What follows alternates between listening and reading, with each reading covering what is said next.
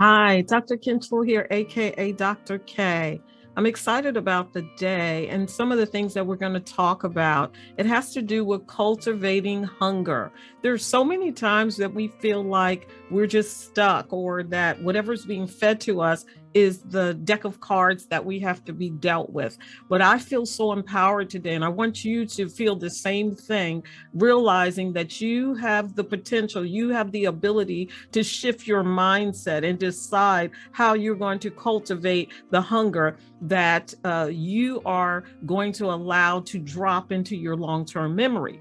So this is what I want you to realize, that every day there's someone or there's something that's vying for your attention.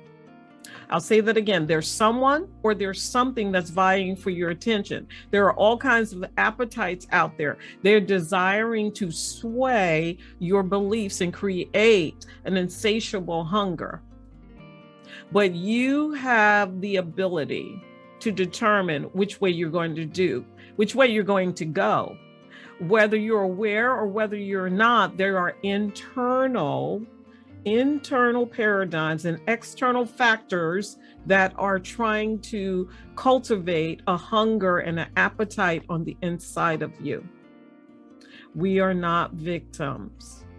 We can block them and then decide the new that we're going to allow to drop into the long-term memory. You know, we do carry the good, the bad, the ugly, the sins of our forefathers to the third and the fourth generation. It's locked on the inside of our DNA. But I like to say the good news is that you can decide which part of that DNA that you're going to unlock. See, the DNA is locked tightly, and it's not until you agree with something from the past or something that you've picked up along the way from birth to now, the age you're in, that it begins to open up and blossom and develop over a set of three sets of 21 days. So we're talking about 21, 21, 21, almost 100 days, 63 to 100 days. That's what that happens. That's how that occurs. And you get to decide what part of that DNA you say, I'm going to unlock this part. I'm going to create this life, and I'm going to add extraordinary value. You know, if you were not needed on the planet, you would not be here right now. There is something on the inside of you that needs to be cultivated, and a hunger that needs to be cultivated because our generation and the future generations really need it. So today, we're no longer going to act like we're a captive audience and that we're going to allow just a barrage of images to flash within. Let's understand that hunger is being produced and that we can determine the mindset and the hunger that we want. You get to choose. I get to cultivate what I desire. When you were in high school or when you were elementary school, you didn't realize that you had that option. So I want to give you just five different things that you can work on towards this. I know that that's not the extent of it, but it's just going to give you a structure, give you an outline of some things you can do. Number one, I want you to quiet yourself and meet with the Creator every day. That's the sovereign one. Quiet yourself, and then you're going to block out the external and you're going to drop internally just for truth, quieting yourself just to clear your mind.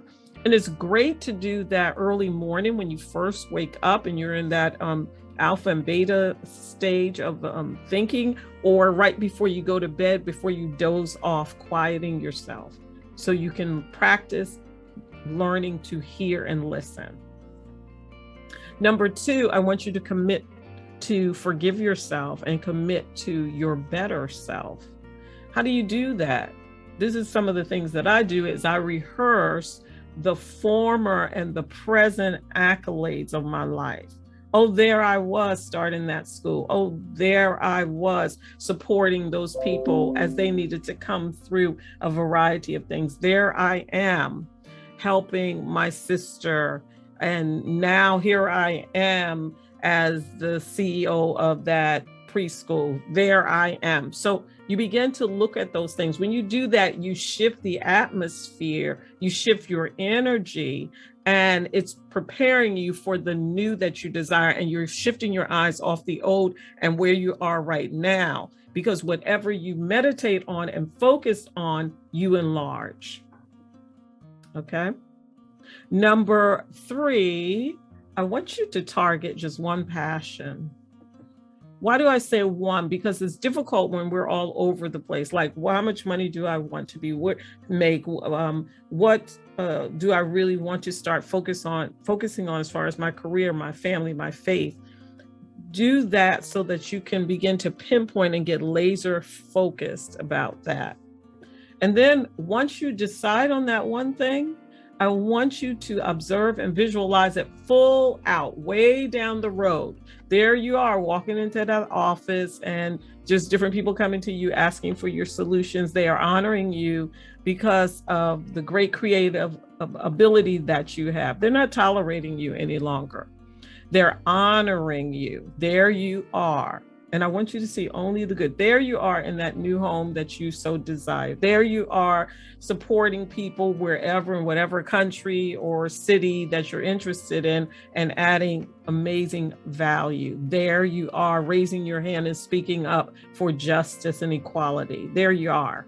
So I want you to see that one passion or creating that product full out. Hold that image. Practice holding that image several times throughout the day.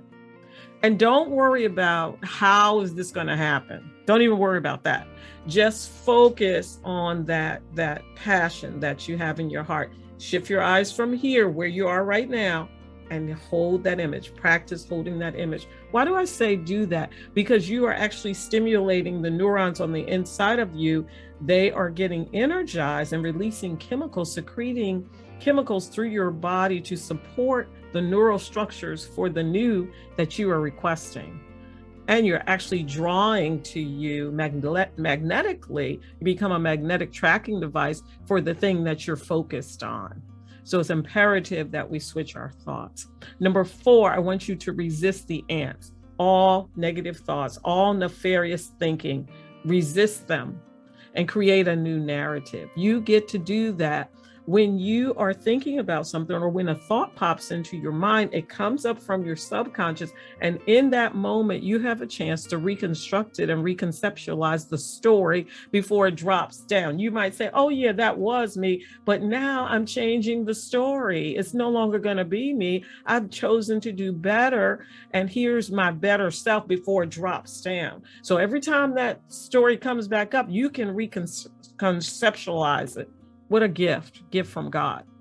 And number 5, the last one that I have for you to use is to monitor your growth with set goals and strategies. I'm talking about, when I say set goals, I mean strategies that are going to be executed with a timeline.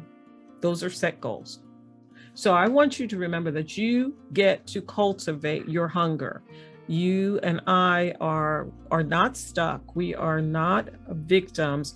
We have been given the ability to dominate in our sphere of influence. It's not people, but we're dominating those areas that we desire to cultivate, and not allow the media or the signs that we pass by, or the whispers that we hear, or the voices from the past. If they're not feeding us for good, we will block them, grab the new, and cultivate the hunger that we desire. I so appreciate you. Have a super day.